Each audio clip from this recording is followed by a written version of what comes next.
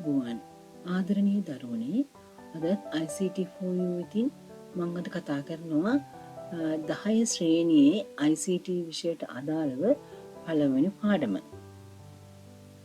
මම හිතනවා දරුවෝ දැන් මේ දවස්වල විවේක කාලයෙන් ගත කරන නිසා මේ දේ වෙනුවෙන් තමන්ගේ කාලය වැය කරලා අදාළ පාඩම් කොටස් වලට අවධානය යොමු කරයි කියලා. හොඳයි අපි බලමු 10 ශ්‍රේණිය පොතේ මොනවද තියෙන පාඩම් කියලා. පළවෙනිම පාඩම තමයි තොරතුරු හා sannivedana තාක්ෂණය. ඊළඟට දෙනා පරිගණකය හඳුනා ගනිමු.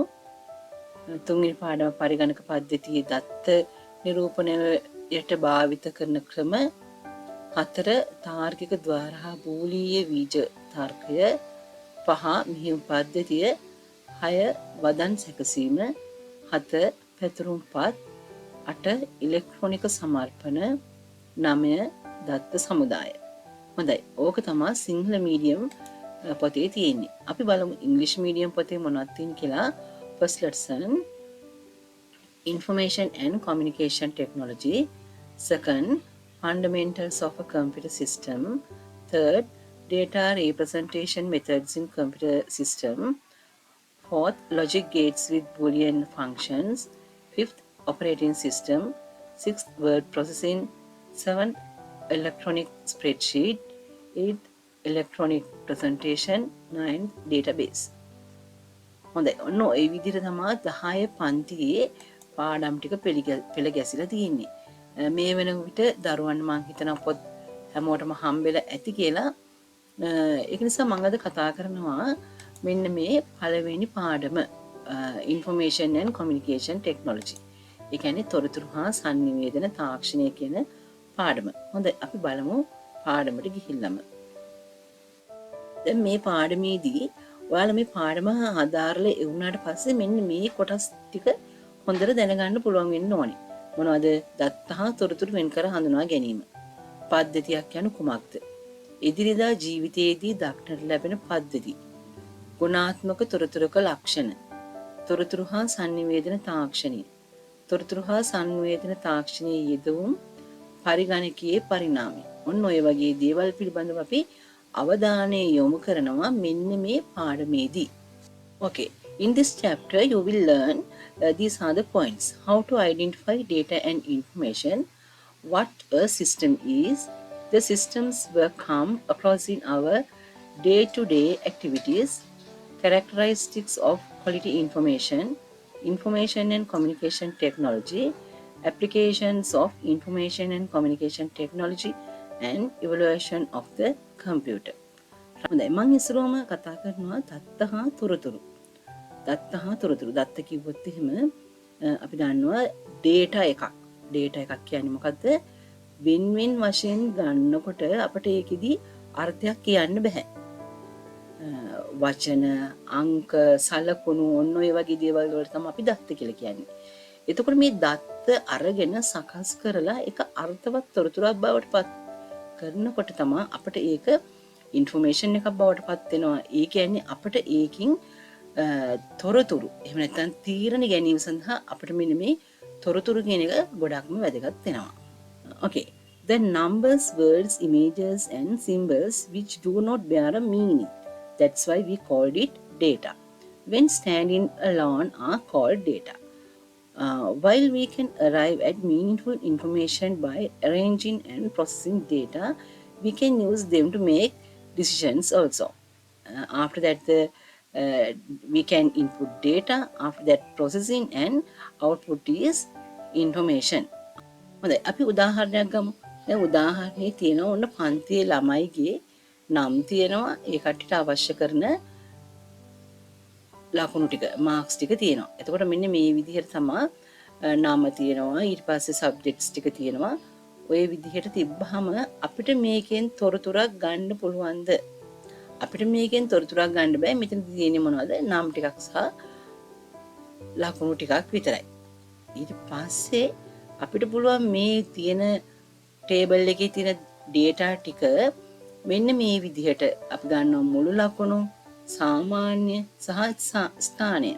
ඒතර මෙන්න මේ ටික ගත්තාම අපිට පුළුවන් මෙන්න මේ දීලා තියෙන දත්ත වලින්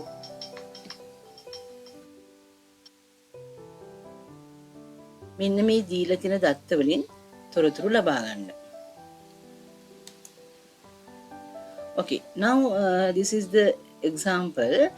It will be difficult to get an idea about the subjects and marks if names and marks are written separate on this result sheet. Now here, these are the names and only the marks on this the table. After that, you can get any type of decision. You can calculate like this. Now these are the names and marks, and we can find out total, average and rank. In this table, name and subjects such as language, medsa, data and total. Average and rank are information. Now we can take any decision of this the rank and average and total. හොඳයි, අපි තව උදාහරණයක් ගමු බලන්න. මෙතන තියෙනවා දත්ත හා තොරතුරු වල වෙනස හඳුනා ගන්න තමයි මෙන්න මේ රූප සටහන තියෙන්නේ. දැන් මෙතන බලන්න, මෙතන තියෙනවා group photo එකක්. දැන් මෙතන තියෙනවා වෙන වෙනම මේකේ ඉන්න family members. ඒතර මේ family members ලා මෙතන ඉන්න ඕන.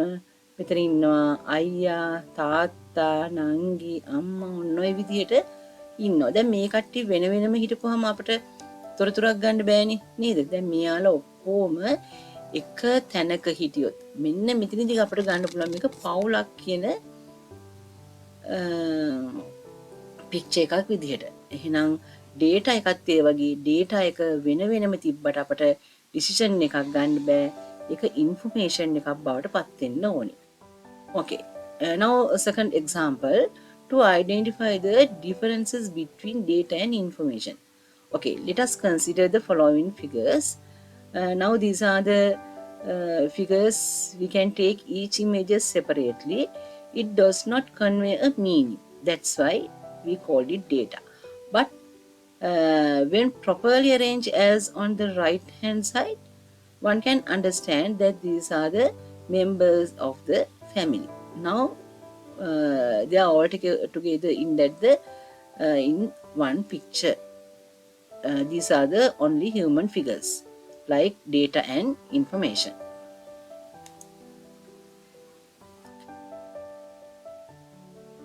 අපි ඒ වගේම තවත් එක්සාම්පල් එකක් අරන් බලමු. දැන් ඔන්න මේකේ තියෙනවා ජාතික හැඳුනුම්පත ගත්තොත් එimhe ඒකේ දීලා තියෙන්නේ බලන්න ඔන්න නම්බර්ස් ටිකක් දීලා තියෙනවා V අකුරක් තියෙනවා. දැන් මේක පැරණි නම්බර් එකක් නේ. එතකොට දැන් අලුත් ඒවට නම් ඩිජිට්ස් 12ක් කියනවා. ඒ විදිහට තමයි එන්නේ. නමුත් මේකෙදි ගත්තොත් එහෙම මේකේ first two numbers ඔන්න මුල් අංක දෙකෙන් කියන්නේ මොකද්ද? කෙනෙක් උපන් වර්ෂය. එතකොට මෙතන තුන්වෙනි අංකයෙන් ගන්නකොට මෙන්න මෙහෙම දෙනවා. තුන්වෙනි අංකය 0 සහ 4 දක්වා තියෙනවා නම් ඒක පුරුෂයෙකුගේ හැඳුනුම්පතක්. ඒක 5 සිට 9 දක්වා අංකයක් තියෙනවා නම් ඒක ස්ත්‍රීකගේ හැඳුනුම්පතක්. ඒතර මේක ඔයාලට පුළුවන් ගෙවල් වල ඉන්නවලගේ අක්කලා, නැන්දලා, අම්මලා ඒ වගේ කට්ටියගේ තාත්තා නේද? ඒ වගේ වැඩිහිටියන්ගේ ID එක අරගෙන පොඩ්ඩක් චෙක් කරලා බලන්න ඇත්තද මේ කතාව කියන එක.